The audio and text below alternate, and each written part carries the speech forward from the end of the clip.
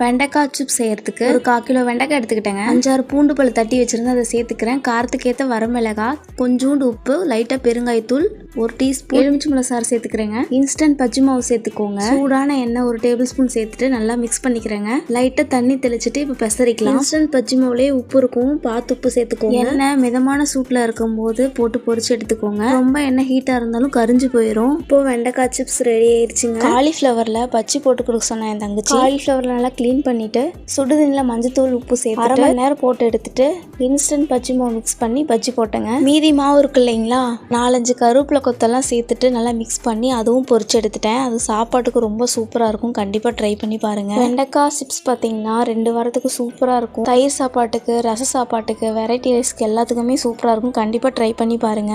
செஞ்சு கொடுத்து பாருங்க. ஸ்நாக்ஸ் மாதிரி எல்லாரும் சாப்பிட்ருவாங்க. வீடியோ உங்களுக்கு பிடிச்சிருந்தா லைக் பண்ணுங்க, ஷேர் பண்ணுங்க, கமெண்ட் பண்ணுங்க, மறக்காம சப்ஸ்கிரைப் பண்ணுங்க. தேங்க்ஸ் ஃபார் வாட்சிங் guys.